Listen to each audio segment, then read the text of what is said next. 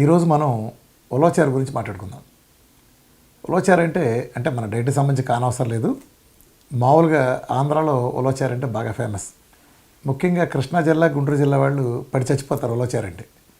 ఉలవచారు కోసం అవసరమైతే తిరుపతి కూడా నడిచెళ్ళమని వెళ్తారు.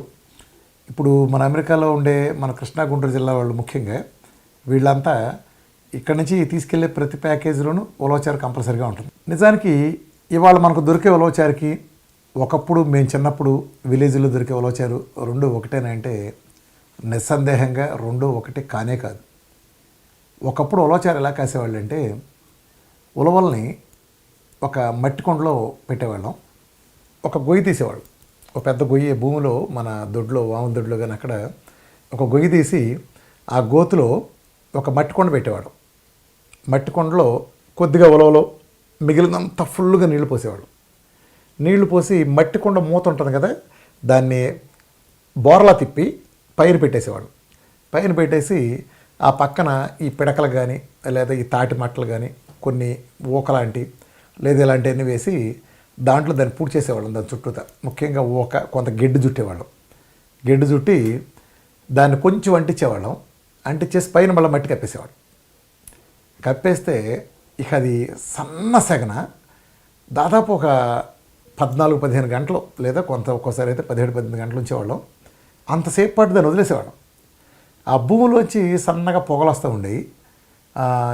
ఎంత సన్న సెగన కాగేదంటే అంటే మట్టి అడుగున ఉండటం వలన చాలా తక్కువ మోతాదులో ఎక్కువసేపు కాగేది.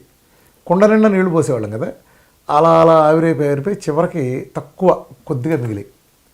నిజంగా రుచి అంటే అది మాత్రమే.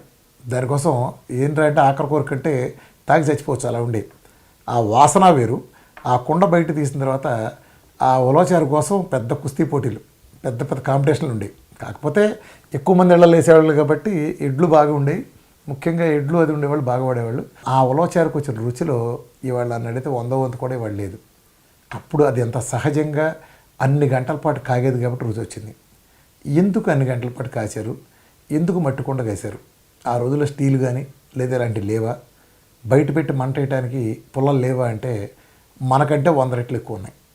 నిజానికి పెద్ద పెద్ద గిన్నెలు ఉన్నాయి, గాడి పొయ్యిలో ఉన్నాయి, పుల్లలో ఉన్నాయి. కానీ ఆ పుల్లల మంట పెట్టలేదు. ఎందుకంటే సెగ్గ కనుక ఎప్పుడైతే ఎక్కువ పెట్టి ఒక ధాన్యం కానీ పప్పు కానీ మీరు ఏ ఆహార పదార్థం చేస్తే దాంట్లో పోషక విలువలు చచ్చిపోతాయి. ఎప్పుడైతే అత్యంత సన్నటి సెగ మీద కనుక మనం కాసామో అందులో ఉండే పోషక విలువలన్నీ మనకు రిటైర్ అయి ఉంటాయి.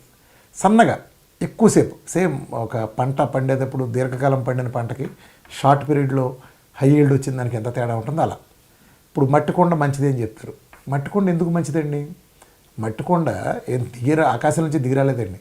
మట్టి కొండ అనేది ఉష్ణాన్ని అత్యంత నిదానంగా గ్రహించగలిగే ఒక మీడియం. మీకు కావాలంటే ఒక స్టీల్ గిన్నెలో నీళ్లు పెట్టి ఒక మట్టి గిన్నెలో నీళ్లు పెట్టి ఒకే సెగ పొయ్యి మీద ఎట్ టైం పెట్టి చూడండి. ఇది 1 నిమిషంలో కాగితే అది 10 నిమిషాలు పడుతుంది కాగటానికి. అంటే కింద వేడి ఎంత ఉన్నా అది ఇవ్వదలుచుకున్నంత వేడిని ఫిల్టర్ చేసి తక్కువ మోతాదులో తగు మోతాదులు అందించగలగటం మట్టి పాత్రల స్పెషాలిటీ. దాన్ని కూడా సన్నసగ మీద కాయటం వలన ఆవిరంతా సహజంగా పోయే ప్రాసెస్లో అద్భుతమైన రుచి వచ్చేది. మళ్ళీ బయట తీసిన తర్వాత దాన్ని ఇక అవన్నీ మనాళ్ళు వెల్లుల్లిపాయి, చింతపండు అవన్నీ వేసి మళ్ళా కాసేవాళ్ళు. దాన్ని మళ్ళా గంటలు కాసేవాళ్ళు. ఇక అది ఎందుకులేండి తెలుసుకుంటే అంటే ఇప్పుడే ఏదో రకంగా ఉంది. ఎప్పుడో తిన్నాం, ఇప్పుడు పోసి అట్లా చేసేవాళ్ళు లేరు. ఆ టేస్ట్ మళ్ళా లేదండి ఇప్పటికి. ఇప్పుడు ఏం జరిగిందంటే ఉలవచారు ఫ్యాక్టరీలు అన్నీ వచ్చినాయి. వీళ్ళు న్యాచురల్ చేస్తామంటున్నారు కానీ వీళ్ళు కాసే పద్ధతిలో ఆ పౌడర్ని విడిగా తీయటం ఉండదు.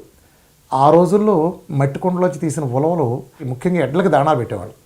ఎడ్లకు దాణా పెడితే అలానే గేదెలకు పెట్టిన ఎంత బలమైన ఆహారం అంటే రక్తం చాలా బలంగా పడేది, చాలా దృఢంగా అసలు ఎంత పనిచేసేయంటే అంటే ఆ రోజుల్లో ఎడ్లు పెద్ద బళ్ళు లాగేయండి.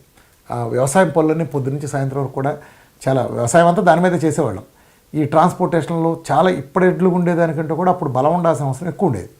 సో పోషక విలువలు చనిపోని అలాంటివి కానీ ఇప్పుడు జొన్న కూడు ఇట్లానే ఈ రాగులు ఇవన్నీ కూడా వండి పెట్టేవాళ్ళండి.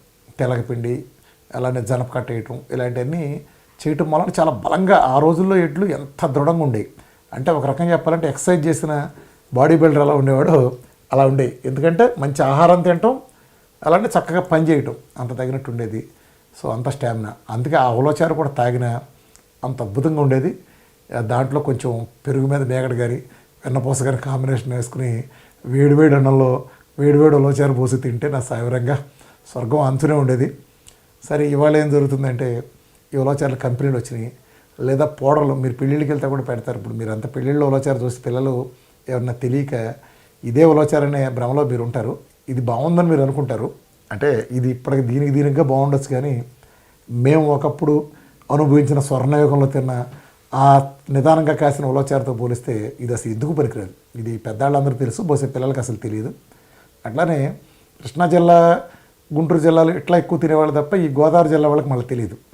మా ఫ్రెండ్స్ వాళ్ళకి నేను మద్రాసు చదువుకున్నప్పుడు మా రూమ్మేట్స్ వాళ్ళకి ఉలవచారు పెడితే, అరే ఇది గేదెలు కదా తినేది, మనుషులు కూడా తింటారని అడిగేవాళ్ళు. అరే బాబు అని చెప్పని పెడితే అప్పటి నుంచి వాళ్ళు వదిలిపెట్టేవాళ్ళు కాదు. ఒకసారి రుచి మరిగారంటే ఉలవచారుని ఇప్పుడు ఈవెన్ మనాళ్ళు కూడా అమెరికా తీసుకెళ్ళినప్పుడు ఎవరన్నా ఫారినర్స్కి ఇస్తే వాళ్ళు అసలు వదిలిపెట్టకుండా మళ్ళీ మాకు తెచ్చిపెట్టిన ప్యాకెట్లు అంటే అడిగేవాళ్ళు. ఉలవచారు అంత ఫేమస్.